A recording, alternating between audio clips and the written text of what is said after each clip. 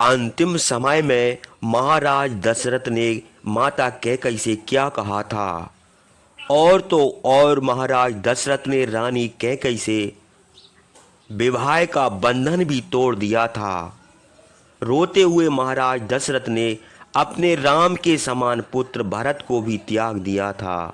महाराज दशरथ ने अपने राम के लिए रानी कैकई के चरणों में गिरकर राम को वन न जाने की भीख मांगी थी, लेकिन कैकई ने महाराज की एक बात ना मानी।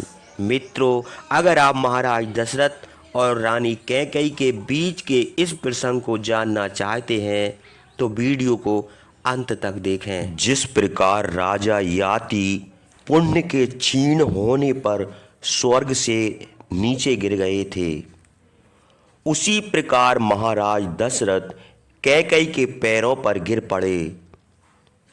यद्यपि वे इसके योग्य भी न थे, किंतु इतने पर भी अनर्थ करने वाली कैकई अपना काम सिद्ध होते न देकर राजा को धमकाती हुई निडर होकर कहने लगी, महाराज, आप अपने को सत्यवादी और सत्य प्रतिज्ञ कहते हैं, फिर मुझसे वर देने का वादा करके अब क्यों झूठे होते हैं। कैकई के यह कहने पर महाराज दशरथ बड़े व्याकुल हो उठे। क्रुद्ध होकर फिर बोले, रे दुष्टे, मेरे प्राण लेकर और पुरुष श्रेष्ठ राम का वनवास देकर तू अपना मनोरथ सफल कर और सुखी हो। हाय, जब मैं स्वर्गलोक को जाऊंगा और वहां देवता मुझसे राम की कुशल पूछेंगे, तब मैं उनको क्या उत्तर दूंगा। यदि मैं कहूंगा कि कैकई को प्रसन्न करने के लिए राम को वनवास दे दिया है, तो इस सत्य बात का भी वे विश्वास नहीं करेंगे, क्योंकि स्त्री के कहने से राम जैसे विनीत पुत्र को घर से कौन निकालेगा। मेरे कोई संतान न थी, बड़ा उद्योग करने पर महातेजस्वी राम का जन्म हुआ है, फिर भला किस तरह उनको त्याग सकता हूँ। राम सूरवीर, सब विद्याओं में निपुण, क्रोध को जीते हुए और क्षमावान हैं। उन कमल नयन राम को मैं किस तरह घर से निकाल दूं। नीले कमल के समान सांवले दीर्घ बाहु महाबली राम को मैं किस तरह दंडक वन को भेज सकता हूं। सुख के योग और दुख के अयोग राम का दुख मैं कैसे देख सकता हूं। यदि उनको दुख देने के पहले ही मेरी मृत्यु हो जाती तो मैं बड़ा सुखी होता। हे पापनी, मेरे प्रिय राम का अनष्ट करके मुझसे प्रीति जोड़ती है। हाय, संसार में मेरी बड़ी निंदा होगी। इस प्रकार विचित मनुष्य के समान महाराज दशरथ विलाप करते ही रहे। इतने में भगवान सूर्य देव अस्त हो गए और रात हो गई।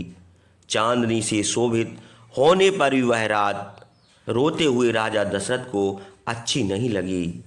उनका शोक बढ़ता ही गया।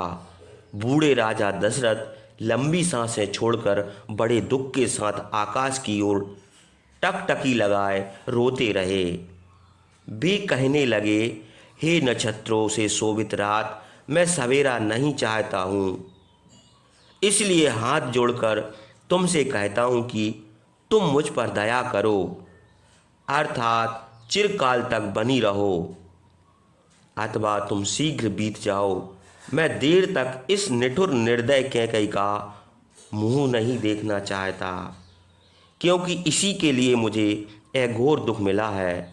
महाराज दशरथ कैकई को प्रसन्न करने के लिए फिर उससे प्रार्थना करने लगे। उन्होंने कहा, हे देवी, मैं तुम्हारी शरण में हूँ। मैंने तुम्हारा कोई अहित नहीं किया है। मैं बूढ़ा हो गया हूँ, मुझ दीन पर दया करो। हे कल्याणी, मैं राजा हूँ। सभा में सैकड़ों मनुष्य के सामने मैंने राम का अभिषेक करने को कहा है, यति तुम मेरी बात झूठी ना कराओ। हे प्रिय, तुम बड़ी दयालु हो, मेरा राम तुम्हारा ही दिया हुआ राज पावे। हे सुंदरी, इससे तुम्हारा बड़ा यश होगा और मुझे तथा राम, भरत और वशिष्ठ आदि गुरुजनों को बड़ी प्रसन्नता होगी। इस प्रकार दीन भाव से रोते रोते महाराज दशरथ की आंखें लाल हो गईं।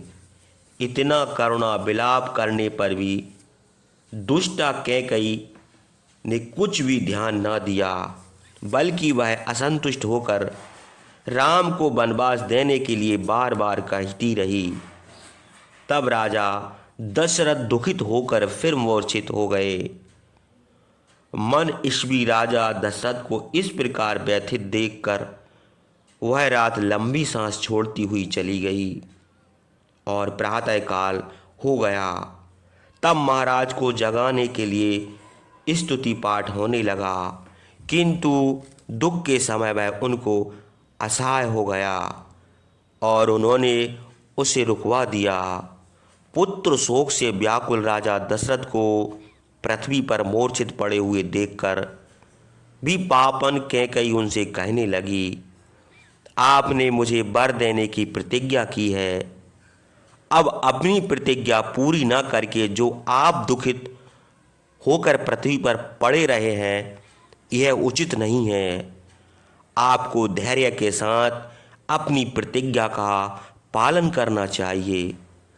धर्म के मर्मज्ञ लोग सत्य को ही परम धर्म कहते हैं। इसी से मैं सत्य रूप धर्म का पालन करने के लिए आपको उत्साहित कर रही हूँ। देखिए, सत्य का पालन करने के लिए राजा शैब्य ने बाज को कबूतर के बदले अपना मांस दे दिया था और उस धर्म के प्रभाव से उनको उत्तम गति मिली थी। तेजस्वी अलर्क ने एक विद्वान ब्राह्मण के मांगने पर उसे प्रसन्नता को अपनी आंखें निकाल कर दे दी थीं। नदियों के स्वामी समुद्र ने सीमा के बाहर न जाने की प्रतिज्ञा की थी। उसी के अनुसार आज तक पर्व के दिन भी अपनी सीमा के बाहर नहीं जाता। सत्य ही ओंकार स्वरूप ब्रह्म है, सत्य ही धर्म है, सत्य ही अक्षय वेद है और सत्य से ही परम पद प्राप्त होता है। यतिएव हे पुरुष श्रेष्ठ, यदि धर्म में आपकी श्रद्धा है तो सत्य का पालन कीजिए। आप बड़े दानी हैं, इसलिए मुझे भी दोनों वर दीजिए। महाराज, आप अपने धर्म का पालन करने के लिए मेरे कहने के अनुसार अपने पुत्र राम को बन जाने की आज्ञा दीजिए। मैं आपके सामने 3 बार कहकर शपथ करती हूँ कि यदि आप अपना वादा पूरा ना करेंगे तो मैं आपसे अपमानित होने के कारण अपने प्राण त्याग दूंगी। निडर होकर कैकई के कहने पर महाराज दशरथ उसी प्रकार सत्य के पास में बंध गए जैसे राजा बलि वामन से प्रतिज्ञा करके बंध गए थे। उनका हृदय व्याकुल हो गया, मुंह उदास हो गया। उनकी दशा पहियों के बीच में लगे हुए धुर्रे की सी हो गई। शोक के मारे उनकी आंखों से कुछ भी ना सूझ पड़ने लगा। उन्होंने धैर्य के साथ शोक के वेग को रोककर कैकई से कहा, रे पापिन, मैंने अग्नि को साक्षी करके मंत्र उच्चारण पूर्वक तेरा पाणी ग्रहण किया था, उसे अब छोड़ता हूँ और मुझसे उत्पन्न तेरे पुत्र भरत को भी त्यागता हूँ। अब रात बीत गई है। सूर्य के उदय होते ही वशिष्ठ आदि गुरुजन आकर राम के अभिषेक की शीघ्रता